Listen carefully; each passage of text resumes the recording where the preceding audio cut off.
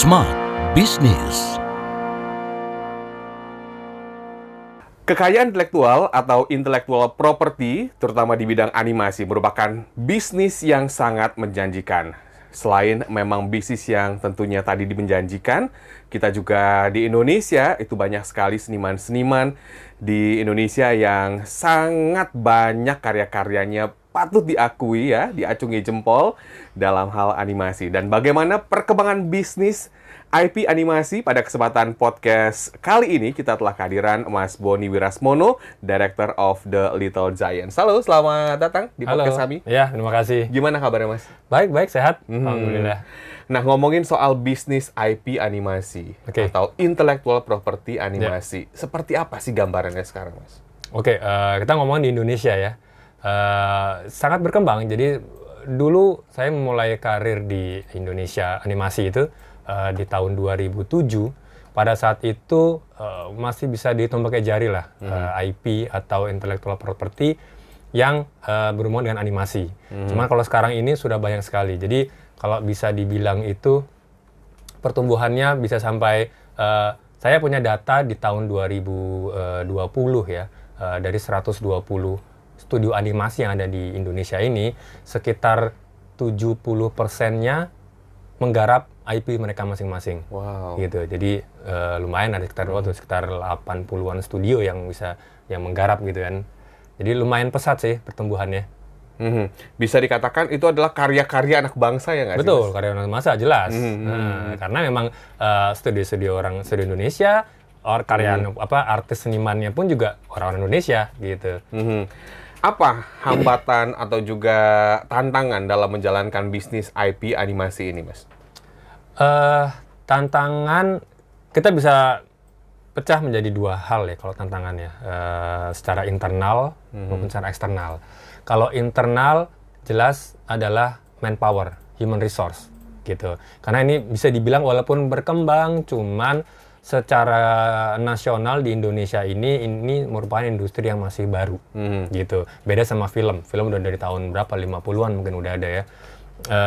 Animasi masih baru, jadi talenta juga belum terlalu banyak gitu kan. Kalaupun banyak juga kemampuan skillnya juga bervariasi gitu. Kalaupun dia bagus, nah ini berhubungan dengan challenge yang kedua nih, sifatnya eksternal. Eksternal itu artinya satu bisa dipecah menjadi budgetnya gede, Mas. Animasi itu secara budget produksi itu memakan biaya yang cukup besar gitu. Kedua adalah challenge-nya adalah dukungan sih sebenarnya, support, entah itu mau dari industri itu sendiri, dari masyarakat, dari edukator maupun dari regulator. Itu yang saat ini memang masih belum terlalu masif gitu dukungannya. Beda kayak misalnya kita ngomongin ini aja ya, investor. Mereka tuh dengan mudahnya saya mendingan invest di sinetron. Cepet balik modalnya, jelas gitu kan bisnis modelnya, daripada saya harus invest di animasi gitu. Itu memang challenge-nya gitu. Walaupun memang ada beberapa memang percaya dengan perkembangan industri animasi itu juga banyak gitu. Kalau demand-nya seperti apa? Permintaan di pasar seperti apa gambarannya? Demand tinggi. Kalau demand-nya tinggi, baik dari masyarakat, consumer, maupun demand terhadap kerjasama kolaborasi, sponsorship, B2B, itu tinggi. Karena mereka memahami bahwa animasi ini kita tidak melihat output sebagai sebuah kartun aja.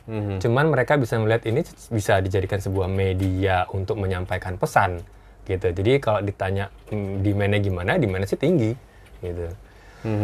Jadi demand-nya sangat tinggi ya, dan di berbagai sektor ya, nggak hanya industri pertelevisian atau perfilman, tapi juga banyak hal ya, Mas? Banyak. Itulah kenapa di Indonesia, anak-anak Indonesia itu lebih banyak menyerap konten animasi dari luar negeri, kita impor, daripada dari lokal. Perbandingannya sekitar 80-20. 80 diambil dari konten luar, sedangkan kita hanya bisa berkontribusi 20%. Artinya apa? 20% kan tidak cukup untuk memfeeding demand mereka. Akhirnya mereka harus mencari di luar gitu. Dan itu yang terjadi sekarang. Berbeda kalau kita ngomongin tentang negara-negara yang penghasil animasi terbesar kayak Amerika atau Jepang lah gitu ya. Kebalikan, kalau di Jepang 80% revenue mereka berasal dari konten lokal gitu. Jadi 20 cuman impor cuman 20% aja. Kalau dibandingkan dengan Disney gitu ya, memang perbandingannya sangat ya bisa dibayangkan gitu ya. Tapi mungkin seperti apa supaya smart listeners yang menyaksikan podcast kita pada kesempatan kali ini, oke, kondisinya seperti ini loh animasi di Indonesia. Seperti apa, Mas? Kalau animasi, balik lagi, kalau animasi di Indonesia itu sebenarnya menjanjikan, sebenarnya bagus. Dan yang oke lah, kita nggak bisa membandingkan head to head ya antara kita hari ini dengan mereka di hari ini, gitu kan? Karena udah kalah jauh, kalah telak gitu kan. Cuman yang bisa kita lihat adalah progresnya, gitu loh. Kita ngomongin Amerika atau Disney gitu kan. Mereka kan sudah mulai dari tahun 1920-an mereka udah mulai gitu kan. Dan sekarang udah 1 abad lebih mereka menjalankan. Sedangkan kita bisa dibilang animasi yang bener-bener sifatnya tuh 3D dan profesional serius tuh mungkin baru di awal-awal tahun 2000-an gitu kan. Nah, di mana di titik ini secara kasat mata lah, secara visual itu kita sudah bisa mulai mendekati dengan kualitas mereka gitu. Hanya memang secara IP, bagaimana mereka manajemen IP-nya, membesarkan mereka punya produk, itu memang kita masih harus banyak belajar dari mereka. Apa kita perlu belajar juga dari negeri tetangga? Malaysia punya Ipin ya, Betul, yang merakyat banget di Indonesia. Nah, kalau Indonesia ada nggak nih yang merakyat di negeri-negeri tetangga gitu karya-karyanya? Ada. Salah satunya adalah karya kami sendiri dulu ya, Nusa itu kan. Dulu itu Ramadan tahun 2019 kalau nggak salah itu hak siarnya itu pernah dibeli sama Malaysia di Astro TV waktu itu. Dan yang cukup mengejutkan ketika ditayangkan di Ramadan, mereka tuh punya Ipin Upin sama Omar Hana waktu itu. Jadi ketika ditayangkan di Ramadan, 3 konten ini resultnya adalah Nusa itu menempati peringkat nomor 1, mengalahkan Ipin Upin dan Omar Hana di konten Ramadannya mereka. Artinya kita sudah bisa mengekspor dan itu sudah diterima sama masyarakat mereka gitu kan. Tapi ini masih ruang lingkupnya masih Asia lah ya gitu kan. Kalau kita lebih luas lagi ke Eropa atau Amerika, demand-nya ada. Banyak DM masuk ke kami untuk meminta sulih suara gitu ke bahasa macam-macam, bahasa Uzbekistan, bahasa Rusia, bahasa Jepang, Arab gitu. Itu banyak permintaan untuk mereka ngedubbing dengan bahasa mereka. Artinya kan berarti ini sudah diterima nih konten kita di negara mereka gitu. Dengan hadirnya AI, ini satu tantangan di berbagai industri ya. Bahkan banyak sekali yang digantikan gitu ya, karena hadirnya AI ini. Apakah animator juga terancam seperti itu? Dan bagaimana pendapatnya mungkin juga sebagai pelakunya gitu ya, Mas, sebagai animator juga? Gitu. Sebenarnya terancam nggak terancam itu kembali lagi ke diri kita sendiri gitu. Kita mau menganggap ini sebuah ancaman atau sebagai tantangan gitu kan. Kalau kami menganggap ini sebuah tantangan, karena kalau kita selalu terkurung pada mainframe ini adalah ancaman, ya kita tidak akan pernah bisa keluar dari kotak itu. Kita akan selalu kalah, selalu minder, selalu nggak berkembang gitu kan.